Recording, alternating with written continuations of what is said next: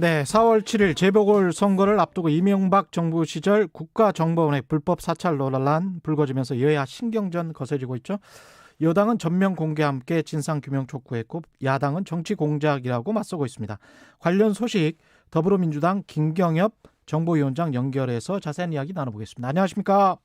안녕하세요. 김경엽입니다. 예, 문건 내용은 일단 보셨을 테니까요. 어떻게 보셨습니까?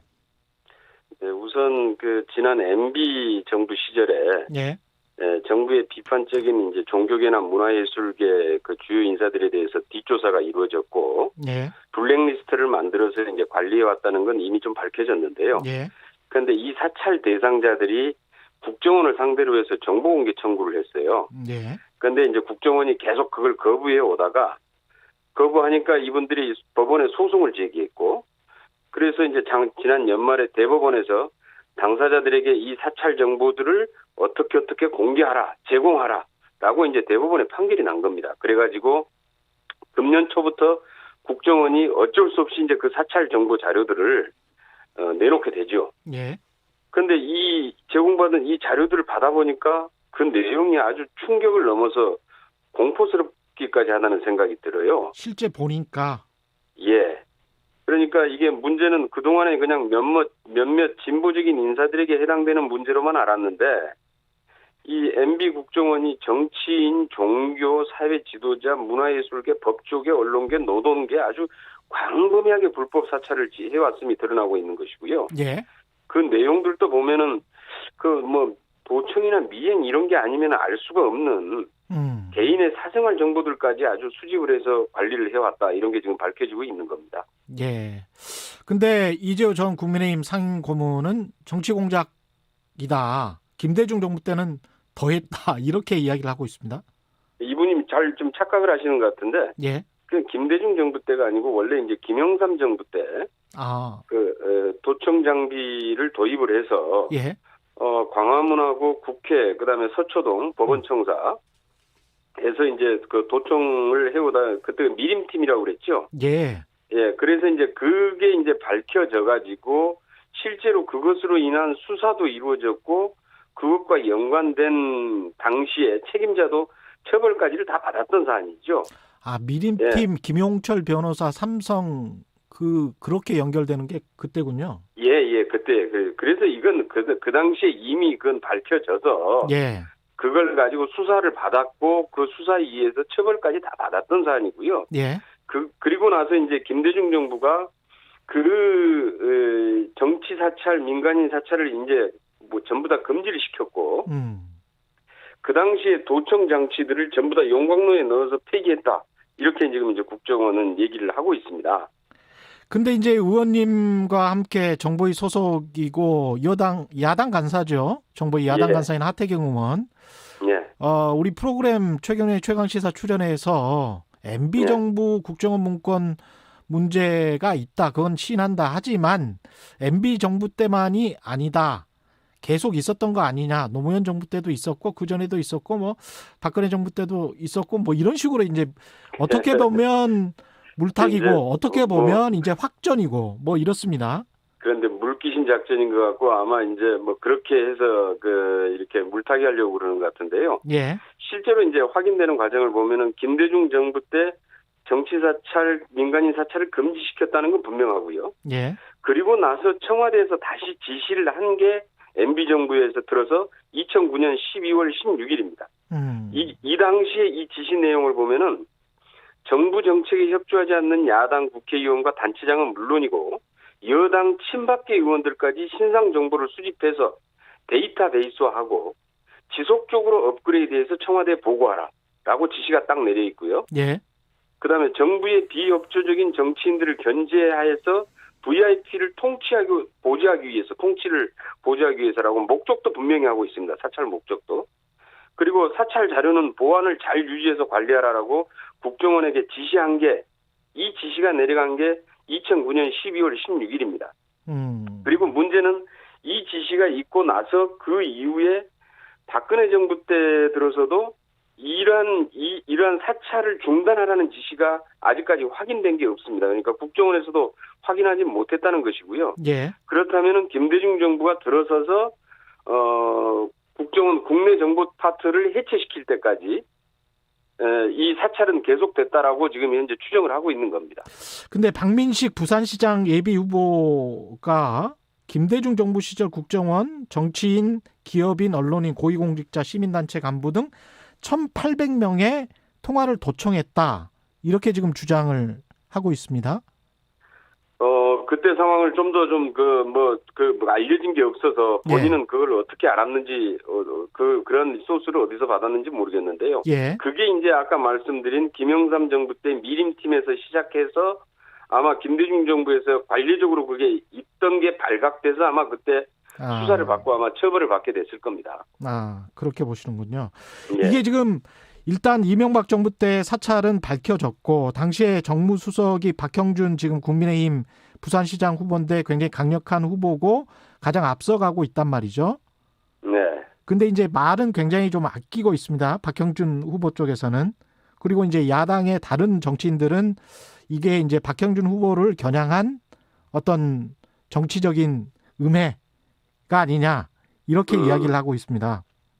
그게 이제 당시에 정무수석이었는데 예. 당시에 이제 국정원에다가 이런 사찰 지시를 했고 아니면 그리거나 국정원으로부터 계속 보고를 받았던 시절에 청와대 정무수석이었으니까 충분히 관여했거나 알 수 있었을 것 아니냐라고 하는 사실 추측들이 제기가 되고 있는 건데요. 그저께 이제 정보위 회의에서는 국정원장도 박형준 전 정무수석이 관련이 있는지는 확인되지 않았다라고 이제 밝힌 바 있습니다. 예. 그리고 이제 자꾸 이걸 야당 쪽에서 이제 마치 재보선하고 자꾸 연계를 시켜서 가려고 하는 것 같은데 사실은 이게 관계가 없는 게 아까 말씀드린 대법원 판결이 난 시점과 그다음에 여기에 따라서 국정원이 판결에 따른 이제 정보를 제공할 수밖에 없던 시기가 금년 초부터 시작된 거고요. 그리고 나서 예. 지금 이게 드러나고 있기 때문에 실질적으로 재보선 입장하고는 아무런 상관도 없고 그렇다고 어떤 법원이나 이런 게 뭐 대법원 재보선에 맞춰서 판결을 했다고 볼 수도 없는 거고요. 그러니까 재보궐선거와 연계하고 있는 거는 오히려 야당이다 이렇게 말씀하시는 거네요. 그렇죠. 이건 재보선하고 전혀 상관이 없습니다. 상관이 없이 이 당사자들이 사실 이 정보공개 청구를 요청한 게 2017년부터입니다. 예. 근데 그때부터 뭐 재보선을 겨냥을 해서 요청했을 리도 없는 거 아니겠습니까? 이거 어떻게 하셔야 될까요? 당내 태스크포스 특별위원회를 설치하는 방안을 검토 중이다. 민주당 내에서는 그렇게 이야기를 하고 있는데.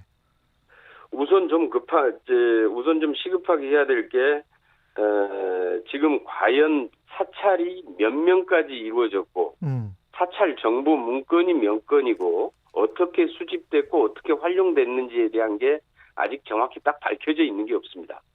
그래서 지금 지난번 정보위원회 회의에서도 국정원에 진상조사단을 구성을 해서 외부 인사 포함해서 진상조사단을 구성해서 그러한 사찰 대상자 수, 사찰 정보 문건 수, 그리고 거기에 수집 방법 어떻게 활용했는지 등에 대해서 진상조사를 먼저 확실하게 하라라고 요청을 했고요. 예. 이제 국정원에서도 실제로 지금 그게 이제 적법 정보와 이 불법 사찰 정보가 섞여 있어서 분류하는데 시간도 이제 걸린다라는 것이고요. 예. 그다음에 몇 개의 부서에 그게 흩어져 있어서 취합하는데도 쉽지가 않다.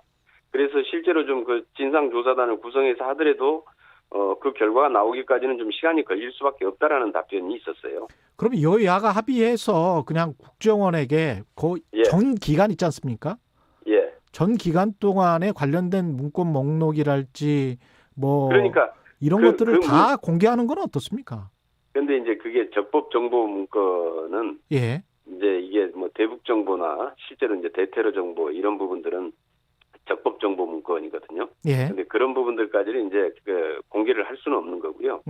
문제는 거기에서 이제 불법 사찰 정보들을 다 골라내서 공개를 해야 되는데 예. 그러다 보니까 이게 한꺼번에 공개하기가 지금 어려운 상황이 됐다라는 겁니다.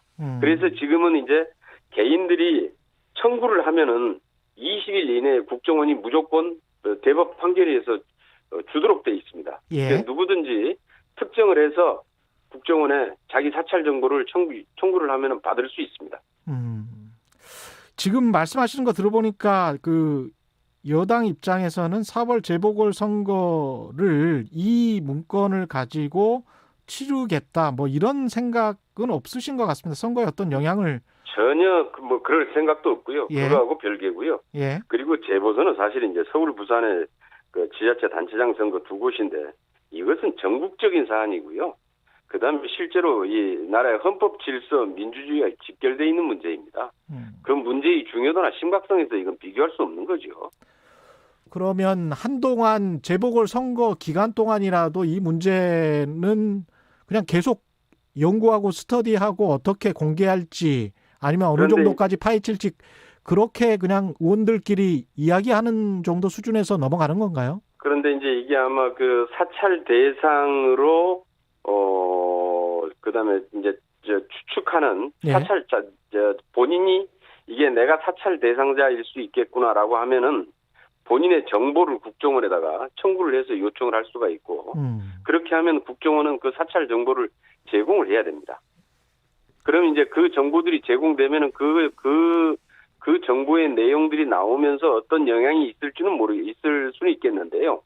문제는 실제로 지금 국정원 차원에서 전체적으로 진상조사를 해가지고 종합적인 결과가 나오기 위해서는 아마 재보선이 지나야 가능할 것으로 이렇게 보고 있습니다.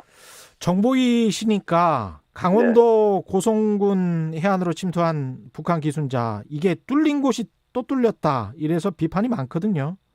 이 부분에 대해서는 어떻게 정보위 차원의 조사가 이루어지고 있습니까? 그건 문제 원래는 뭐 합참과 이제 국방위 소관인데요. 예. 그 부분에 대해서 경계 실패인 게 분명해 보이고요. 예. 거기에 이제 이미 거기에 그 모니터나 이런 데는 다 체크가 다 돼 있는데 실제로 이제 그것을 이 모니터에 있던 담당이 그걸 캐치를 하지 못한 거지요. 예. 그래서 이제 이건 분명한 경계의 실패로 보이고 거기에 따른 그 책임과 그 부대 지휘 간의 지휘 라인에 대한 문책도 뭐 이건 불가피하고 이거 기강을 좀 바로 세워야 될 일이다라고 보고 있습니다. 이거는 남북 화해 무드나 뭐 이런 거하고는 상관없는 거잖아요. 그렇죠? 그거하고 상관없이 국방은 국방이고 예. 안보는 그렇죠. 제대로 해 나가면서 가야지요. 예.